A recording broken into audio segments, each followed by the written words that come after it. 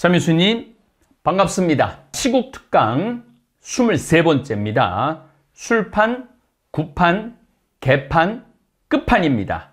강의하기 전에 먼저 제가 할 일이 있습니다. 대한민국 만세! 만세! 만세입니다. 대한민국은 위대합니다. 2024년 12월 3일 밤 여의도에 모인 국민들은 위대했습니다. 10대 청소년부터 70대, 80대 노인에 이르기까지 수십만 명, 많게는 100만 명 정도가 모여서 비상계엄 철폐를 외쳤습니다. 그 어떤 폭력도 잊지 않았습니다.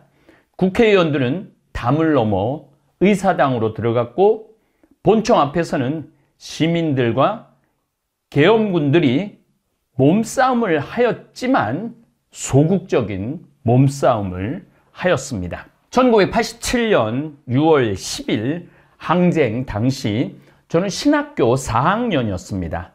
방학하는 날 본당 시무님에게 방학 인사를 드리고 곧바로 수원 북수동 성당에서 출발하는 시위대에 저는 합류를 했습니다. 집에 안 들어가고 수원 역전까지 밤이 깊도록 거리를 달리며 외쳤던 구호는 호언철폐, 독재 타도였습니다. 혈기왕성했던 저는 23살이었습니다. 처음에는 맨 뒤에서 시위를 참가하다가 어느새 맨 앞줄에 서서 호언철폐, 독재 타도를 외쳤습니다. 수원역 광장에 도착하니까 어느새 무장한 경찰들과 체류탄 발사하는 장갑차들이 도로를 수원이 삼거리에 수원 역전이 그래서 세류동에서 올라오는 거, 그 다음에 수원 농업대학 농대에서 오는 거, 그 다음에 수원 남문에서 가는 그 큰 길 경광장에 딱 시위대가 그때 제 기억으로는 뭐 한 10,000명 정도 됐던 것 같아요. 그 모든이 갑자기 체류탄을 기관총 쏴대듯이 광장 한가운데 모인 우리들을 향해 발사했습니다. 생전 처음 맡아보는 매운 체류가스에 정신이 혼비백산했습니다. 그리고 그 체류탄 쏘는 소리가 기관총 쏘는 소리 같아요. 눈물, 콧물 쏟아 역전 뒷골목으로 도망을 치니 거기 역전 뒤에 사창가가 있는데 사창가 앞에 어느새 아가씨들이 세숫다에 물을 받아 놓았습니다. 얼마나 고마웠던지 지금도 그 순간 그분들 그 따뜻한 세숫대와 수건 그 기억이 제 머릿속에 아직도 남아 있습니다.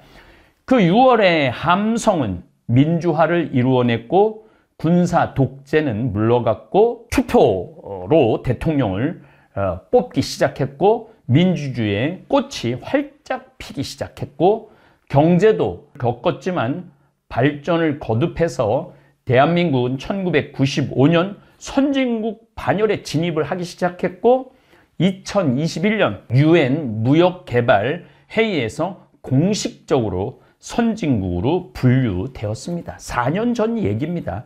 이 얼마나 자랑스러운 대한민국입니까? 세월은 흘러 거의 40년이 지난 2024년 12월 3일 윤석열 전 대통령은 밤 10시 반에 느닷없는 계엄령을 선포했습니다. 너무나 황당하고 어이없는 사건이 터져 버렸습니다. 저는 신학교 기숙사 생활을 했기 때문에 시위에 그때 피가 끓을 때였어요. 1984년, 85년, 86년, 87년 피가 끓을 때였습니다. 그런데 그때는 정말 폭력이 난무했어요. 그런데 이번 시위 때는 40년 전과는 확연히 다른 모습이었습니다. 대한민국 만세입니다. 체류탄도 없고 탱크도 착검을 한 군인도 없었습니다. 저는 착검한 군인들을 여러 번 봤어요. 그 제 시기가 가장 예민한 시기였는데 얼마나 무서운지 모릅니다. 제가 왜 계엄령이 선포되었을 때 시국특강을 시작했겠습니까? 그러한 탱크, 아주대학 앞에 있는 탱크도 받고 착검한 군인들도 받고 저 역시도 제가 기숙사 생활 안 하고 일반 대학에 갔으면은 저도 벌써 감옥에 여러 번 갔다 올 수 있을 정도로 저한테는 반골 기질이 있는 것 같아요. 청바지, 청재킷에 방독면을 쓴 채 시민들에게 곤봉을 휘두르던 백골단도 없었습니다. 시민들 손에 화염병과 대학생들 손에 화염병과 보도 블록을 깬 돌도 없었고 손에 응원봉을 들고 평화로운 축제 같은 시위를 했습니다. 여러분들 지금 20대, 30대, 40대 되신 분들은 지금 제가 말씀드리는 거가 이해가 안 될 거예요. 이거는 우리나라는 시위, 데모가 아니라 축제입니다. 위대한 대한민국입니다.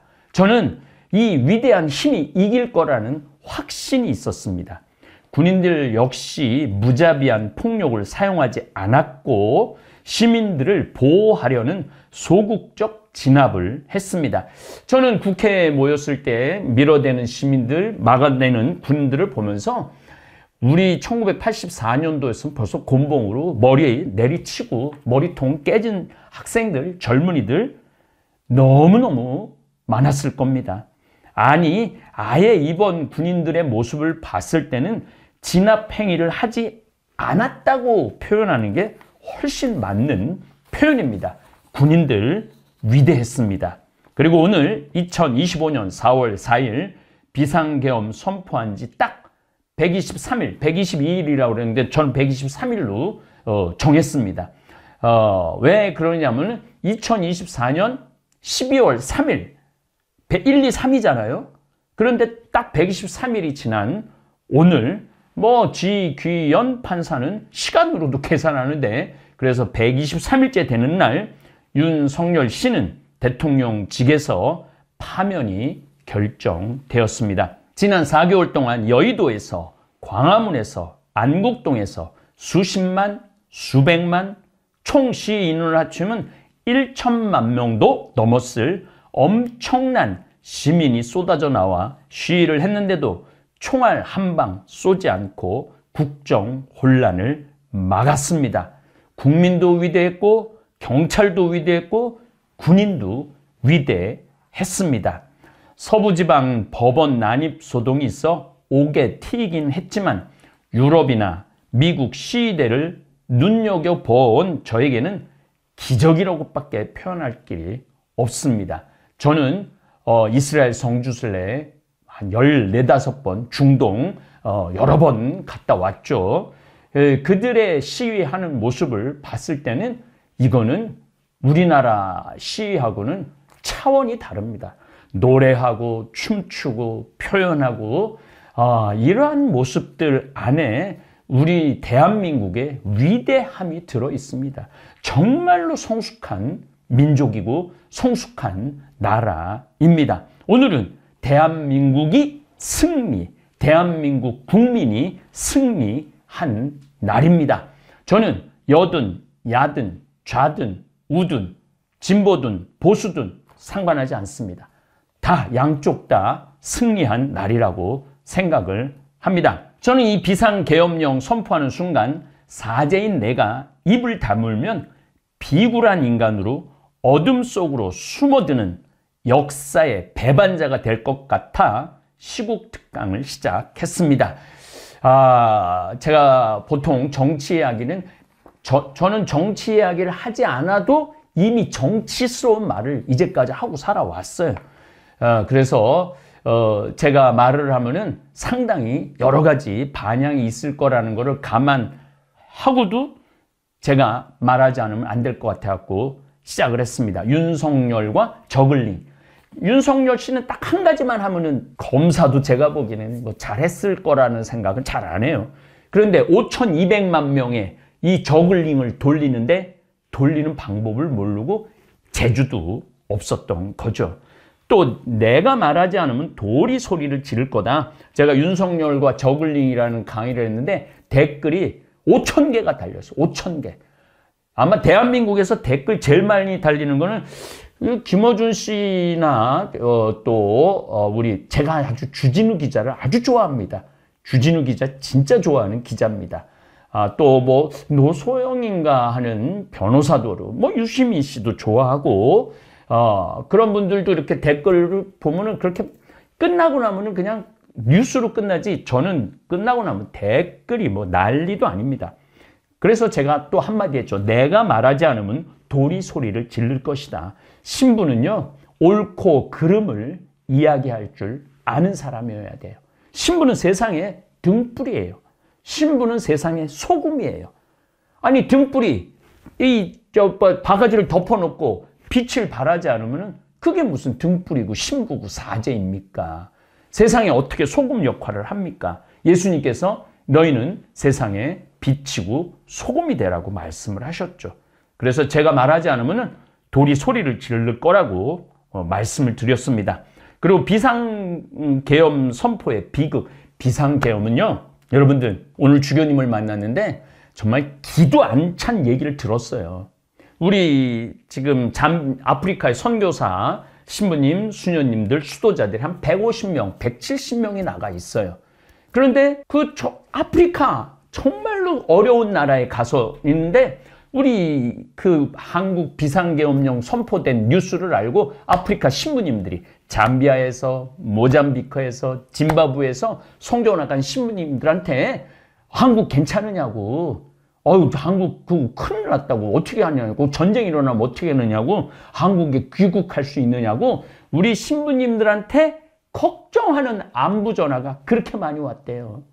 아프리카에서, 우리가 아프리카를 도우러 갔는데, 그리고 민주화가 안 된 나라, 지금 전체가 거의 독재인 아프리카에서 대한민국 걱정하는 안부 전화를 했다는 거예요.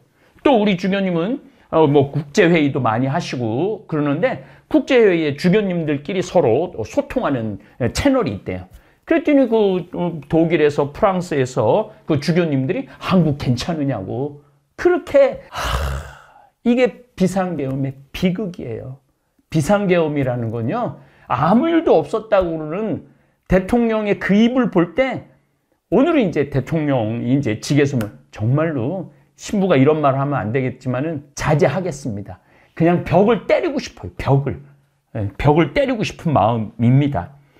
비상계엄령과 선포와 술에 대한 얘기도 했습니다. 술 먹을 수 있죠. 그리고 인류 최초의 음료가 포도주입니다. 어떻게 보면 인간에게 준 선물이 술일 수도 있죠. 하지만은 대통령은 다릅니다. 대통령은요, 5,200만 명의 목숨을 책임지는 사람이에요. 그런데 이 대통령이 늘 술 속에서 쩔어 있다라는, 그리고 뭐 댓글에, 태극기 댓글에 황신부님이라고도 안 그러죠. 야, 너 윤석열 대통령님께서 술 마시는 거 봤냐고. 봤어요.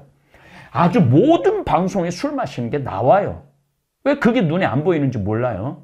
한나라 노무현 대통령은 내가 임기 동안 이 중요한 결정을 해야 되는, 그러니까 건배를 할 때도 포도 주스를 마셨다는 거 아니에요. 포도 주스. 그만큼 대통령은 막중한 임무를 갖고 있는 사람입니다.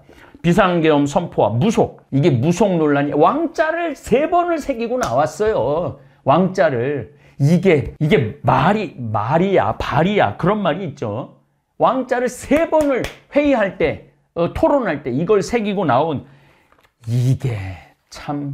이게 용인이 되는 우리 사회가 정말 가슴이 아프죠. 가슴이 아파요. 그 와중에도 지금 탄핵이 인용이 된 게 저는 기적이라고 생각하고 승리라고 생각을 하는 겁니다. 비상계엄 선포와 대한민국 경제의 비애라는 말씀을 드렸어요. 여러분들 비상계엄 선포하는 날 다음 날 제가 뭐라고 그랬냐면 우리나라 경제는 폭망한다. 말씀드렸죠? 아프리카 사람들이 대한민국을 걱정하고 있어요. 유럽 사람들이 대한민국을 걱정하고 있어요. 아시아 사람들도 대한민국에 전쟁이 일어났는지 알고 있어요. 전쟁이 일어난 나라하고 교역을 하고 싶을까요? 그럴 수 없어요. 올스톱 된 거, 올스톱. 그런데 이 대통령이라는 사람이 비상계엄을 선포할 때 이런 거를 예측하지 않았을까요? 저는 몰랐을 거란 생각 들어요. 이 상황이 이렇게 전개됐을 거라는 걸 몰랐을 걸. 옆에 조언도 듣지 않았던 거죠. 지금 문 닫는 가게가 얼마나 많습니까? 4개월 동안 나라가 올스톱돼 있었던 거예요. 얼음으로 있었던 거예요. 얼음. 지금 제가 이거 이게 빨리 가기도 바쁜 이 시대에 4개월 동안 얼음으로 있었어요.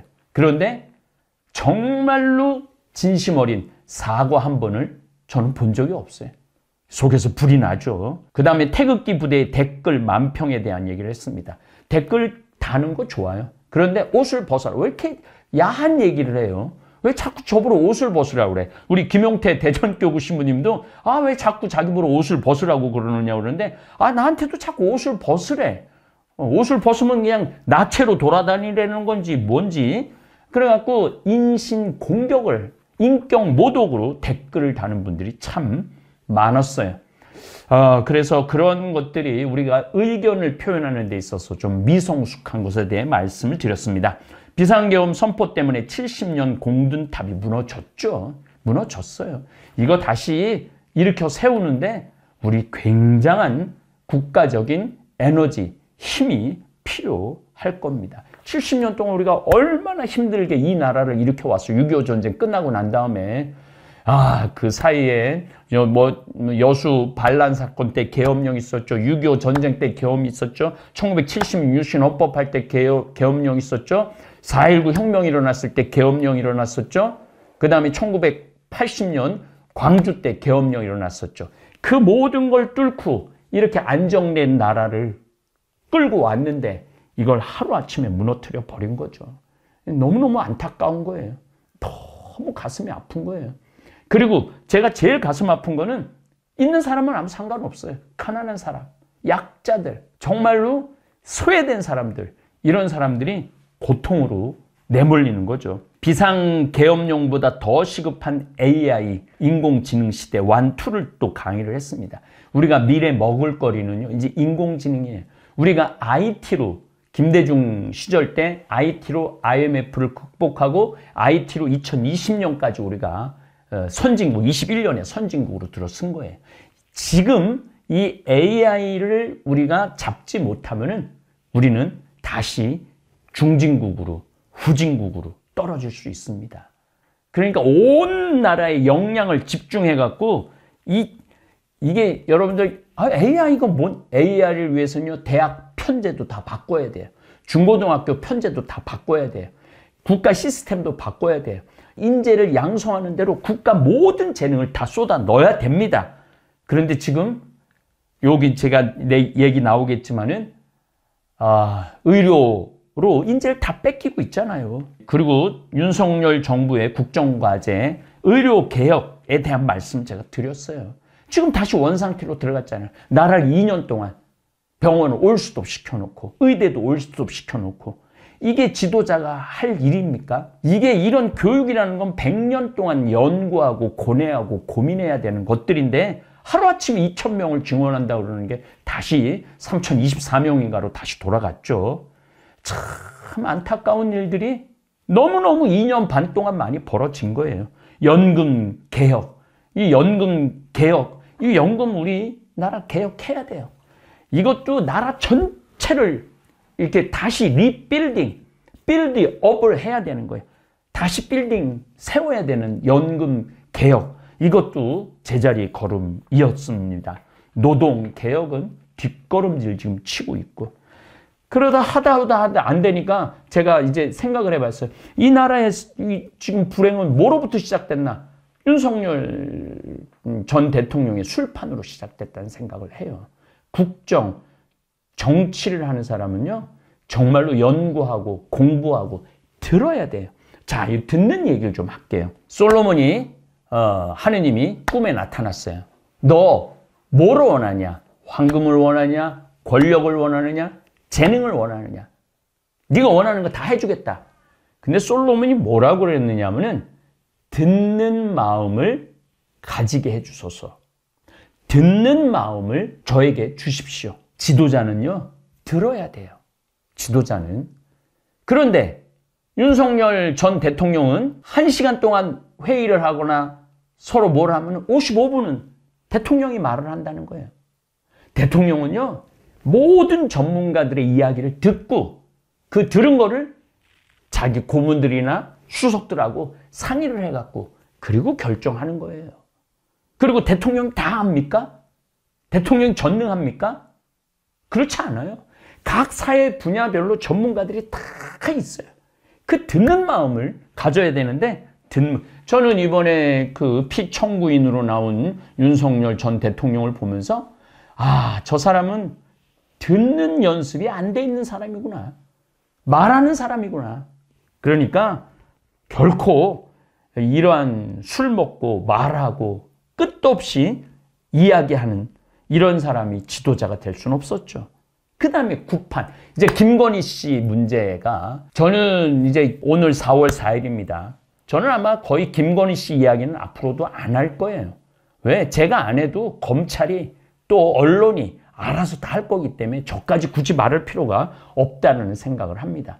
그러다 보니까 대통령은 술, 대통령 부인은 굿, 그리고 그 주변에 있는 사람들이 전부 다 무속에 관련된 사람, 완전 전문가가 아니라 뭔가 좀 떨어지는 사람들이 대통령주의, 또 대통령 부인 포석을 하고 있었어요.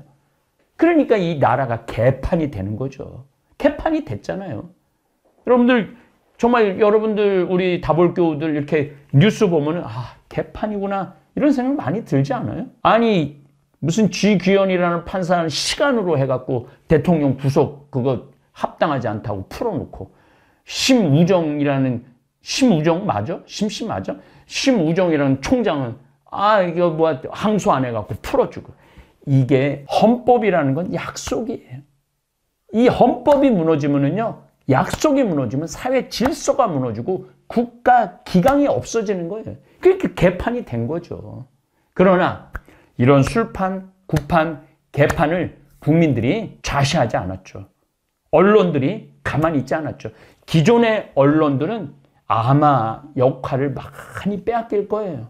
조중동 이 언론들 또 친여라고 표현하기는 좀 애매하지만은 권력에 빌붙는 언론들은 제가 보기에는 앞으로 자기 자리 찾기가 쉽지 않을 겁니다.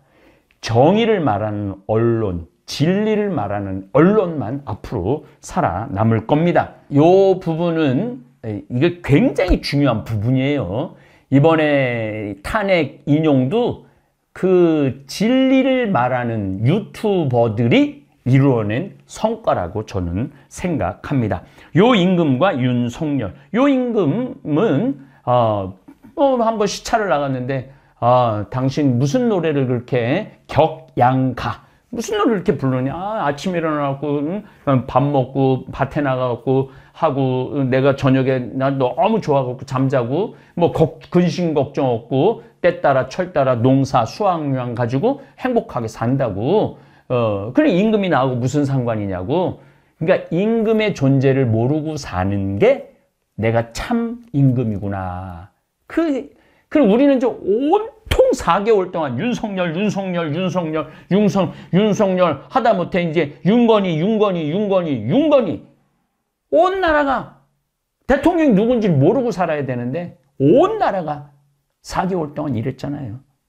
선조 백성을 버리고 의주까지 도망가고 이승만 국민들 버리고 한강철교 폭파하고 자기만 빠져나가고 윤석열 책임지지 않고 있잖아요 지금. 그런데 이놈의 헌재는 시간을 끌어갖고 온 국민의 피가 마른다라는 강의까지 했어요. 저는 빨갱이가 아닙니다. 이 빨갱이는 나중에 요거는 우리가 공부를 할 필요가 있어요. 빨갱이 이야기는 좀 하도록 하겠습니다. 어쨌든 저는 요임금, 순조, 선조, 이승만, 빨갱이 얘기를 안 하고 그냥 술판, 구판, 개판, 끝판으로 강의를 맺으려고 했는데 다시 말씀드려 2월 말이나 3월 초에는 끝판으로 강의를 끝내고 싶었는데 그래야만 했었는데 무려 한 달이나 더 늦게 오늘 파면이 결정되었습니다. 그래서 오늘 끝판 강의를 하는 거예요. 아랫사람을 빛내는 사람이 훌륭한 지도자입니다. 저도 우리 생태마을에 88명이나 되는 직원들이 있습니다. 직원들 다 무시하고 나 혼자 잘난 척하면은 훌륭한 지도자가 될 수 없죠. 아랫사람이 이루어놓은 업적을 가로채어 마치 자기 업적인 양 떠들어대는 지도자는 지도자 자격이 없는 사람입니다. 윤석열 씨가 마지막으로 오늘 이런 얘기했어요. 자기 대한민국을 위해서 희생봉사해서 행복했다고. 정말 대한민국을 위해서 희생봉사했을까요? 저는 그런 생각 해본 적이 없어요. 자기 부인, 자기 사람, 자기 쪽 사람만 챙겼지 언제 대한민국을 위해서 봉사했어요? 그게 뭐가 행복해요? 자, 종북 반국가 세력을 일거에 처단한다. 이게 계엄령 포고 때 내가 오죽하면 외우겠어요. 이 원고도 안 보고 종북. 여러분들 지금 북한 따르는 사람이 어디 있어요? 찢어지게 가난한 북한, 독재, 자유가 없는, 종교의 자유도 없는 북한을 종북하는 사람이 어디 있습니까? 그런데 비상계엄이 종북 갈라치기 하는 거예요.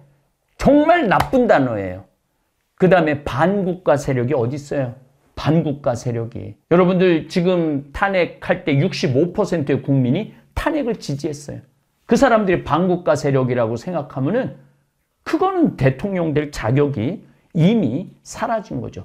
일거에 처단한다. 제가 여러 가지 때 말씀드렸지만은 사람의 언어 안에요. 무시무시한 게 들었어. 일거. 한순간에 처단하겠다. 한순간에 다 잡아 죽이겠다는 거예요. 이 단어 안에 엄청난 말들이 들어있는 거죠. 이런 사람은 지도자들 자격이 없죠. 더욱이 지도자 스스로 잘못을 해놓고 그 책임을 아랫사람에게 미루는 지도자는 이미 지도자 자격 없는 사람입니다. 오늘 탄핵당한 윤석열 씨는 국무위원과 장군들을 감옥에 집어넣어놓고 단 1의 책임도 지지 않는 지도자입니다. 잘못된 대통령 지도자를 만나 매일 법정에 서게 하고 앞으로도 수많은 사람들이 법정을 드나들 것이고 감옥에 갈 것인데도 스스로 내 책임이다 하며 책임지지 않는 모습을 보면서 안타까운 마음뿐입니다. 지금 각 부대에는 대통령 사진을 내려서 불태운다고 그러더라고요. 저는 그 군인들 마음을 10분, 100분 이해해요. 왜냐하면 국민을 지켜야 되는 군인인데 국민을 총을 들고 협박하라고 그렇게 명령한 대통령을 누가 주군으로, 지도자로, 대통령으로 따르겠습니까? 윤석열 전 대통령의 직무가 24년 12월 14일 정지되었을 때 이때 바로 하야했어야 했습니다. 내가 잘못 선택을 했구나. 난 대통령 자격이 없구나 하고 내려왔어야 해요. 그래야만이 내가 모든 잘못은 이 불행한 사태는 국정 책임자인 본인 윤석열에게 있다고 사과하고 무릎 꿇고 하야했어야 했습니다. 그럼 오늘 같은 치욕을 겪지 않았을 거예요. 이러한 책임을 국방장관에게 미루고 국정원 차장에게 미루는 모습을 볼 때 괴로워 속이 터질 것 같았어요. 오늘 아주 특별한 한 분을 소개하겠습니다. 이진삼 대장님입니다. 지금 아마 89세 돌아가셨을지도 모르겠어요. 1937년 2월 10일 충청남도 부여에서 태어났습니다. 1959년 육군사관학교 15기 졸업하고 군생활을 시작했어요. 현역 대위 시절에 1967년에 동료들, 이가 아주 정말로 북파 활동, 그러니까 그때 북한이요 남한에 내려와서 사람들 많이 죽였어요. 공작원들도 내려보내고, 그러니까 이 이진삼 대위가 너무 열받은 거예요. 이게 북한 놈들이 이렇게 자꾸 내려오는구나. 그래갖고 요거 나중에 한번 말씀드릴게요. 이분이 3명의 북한에서 넘어온 사람 비밀리에 HID 요원을 만드는 거예요. 북파 공작원을 만들어갖고 북을 넘어갔어요. 비밀리에. 다른 데 보고도 잘 안 하고 상관 하나에게만 하고, 그래갖고 조선인민군 33명을 수류탄을 던지고 사살을 해갖고 내려옵니다. 대위 때 특히 특전사 참모장 재직 당시 한국의 군사 무술, 특공 무술을 고안한 인물이기도 하고 나중에 결국 별 4개를 달죠. 이분은 이진삼 대장님은 운전병, 자기가 대대장인가 있을 때 비탈길에서 운전병이 빗길인지 잘못해갖고 옆에 상병인가 그래서 죽어요. 그리고 운전병은 그래도 살아요. 군법에 1년 6개월 감옥에 보내야 된다. 근데 이 이진삼 대장님은 그랬다고 그래요. 이 비탈길에 3개월 훈련받고 이 운전을 하는데 우리 책임이지, 내 책임이지, 저 운전병 책임이냐. 저 운전병도 집안의 소중한 아들인데. 그래서 내가 책임지겠다. 감옥에 안 보냅니다. 또 장교 이진삼 부대 장교가 휴가 나갔는데 자기 친구가 막 4명한테 술집에서 두들겨 맞는 걸 보고 이 장교가 친구가 두들겨 맞는데 어떻게 해요? 그래서 이 4명을 때려 눕혔어요. 민간인을. 이거는 군법에 넘어갈 일이죠. 근데 이 이진삼 장군은 아니다. 친구가 맞는데 가만히 쳐다볼 인간이 어디 있느냐? 내가 책임지겠다. 군법에 넘기지 말아라. 이렇게 책임을 지는 장군이에요. 책임을 지는. 그리고 이분은 사단장 때도 사병하고 같이 구보를 한 분이에요. 사단. 내가 책임지겠다. 내 부하들을. 이런 훌륭한 장군이 있는데 지금 이 윤석열 전 대통령은 한 번도 부하들 책임지겠다고. 내가 다 책임질 테니까 모든 죄를 나한테 물으라고 안 그러고 말을 유도해내고 거짓말을 하게 만들고 이게 무슨 지도자입니까? 듣지도 않고 책임도 안 지고 결국은 이진삼 대장님은 땅굴 문제를 해결해야 된다며 간청한 결과 결국 땅굴을 발견한 인물이기도 합니다. 그리고 끝까지 야전으로만 돌은 나중에 참모총장이 되기도 하죠. 이 부하를 끝까지 책임지기로 유명한 이진삼, 물론 논란의 여지가 있죠. 이진삼, 사람이 살아가면서 논란 없는 사람이 어디 있겠습니까? 그럼에도 불구하고 이진삼 대장을 보면서 왜 윤석열 씨가 오버랩이 되면서 안타까운지 모르겠습니다. 이제 술판, 구판, 개판, 끝으로 끝판에 대해 끝맺고 싶습니다. 이제 모든 아픔을 훌훌 털어버리고 대한민국을 재건하는 일에 모든 국민이 함께 나섰으면 좋겠습니다. 저는 첫 번째로 원칙, 질서, 헌법 지켜지는 나라로 탈바꿈하기를 간절히 바랍니다. 법이라는 한문을 보면요, 물 숫자에다 갈 것자예요. 물이 흘러가도록, 자연스럽게 흘러가도록 하는 게 법이에요. 근데 우리는 거꾸로 가고 역류하고 아주 대통령 하나에게만 적용. 정말로 이런 원칙, 법이 적용되는 어느 누구 모든 국민에게 똑같게 동등하게 적용되는 그런 나라로 바뀌었으면 좋겠어요. 두 번째는 교육제도가 완전히 바뀌어야 나라 질서가 바로 설 겁니다. 지금 이 나라를 말아먹은 사람들이 누굽니까? 서울대학교 법대 내란학과라고 그러잖아요. 가장 똑똑한 이 친구들이 지금 나라를 말아먹고 있지 않습니까? 그러니까 지금 이 교육제도는 바뀌어야 돼요. 세 번째로 사법제도도 이제 그만 일제 잔재를 털어버렸으면 좋겠어요. 법 적용도 지금 일제 검찰의 잔재가 아직도 남아있어요. 용어도 여러분들 이번에 모르는 용어도 너무 많죠. 저도 마찬가지예요. 일본식 법 용어입니다. 온전한 우리말, 한글말로 바뀌기를 바랍니다. 그 외에도 할 얘기가 너무너무 많지만은 이제 저 역시 제 본업으로 돌아와 하느님 말씀, 예수님 말씀, 환경 이야기, 농사 이야기, 건강 이야기, 삶 이야기를 더 많이 자주 하도록 하겠습니다. 그동안 제 강의 경청해 주신 구독자 여러분들 감사드리고 아울러 저에게 용기를 주신 많은 우리 다볼교우들 너무너무 감사합니다. 저는 요 가자티 참 좋아합니다. 가자! 예수님이 다음 말에도 복음을 전하러 가야 된다. 가자! 항상 우리한테 떠나라 그랬어요. 그동안 4개월 동안 온 국민이 웅크리고 있었다면 이제 정말로 미래를 향해서 희망을 향해서 갔으면 좋겠어요. 우리 다볼교우들 가자! 갑시다! 사랑합니다. 대한민국 만세!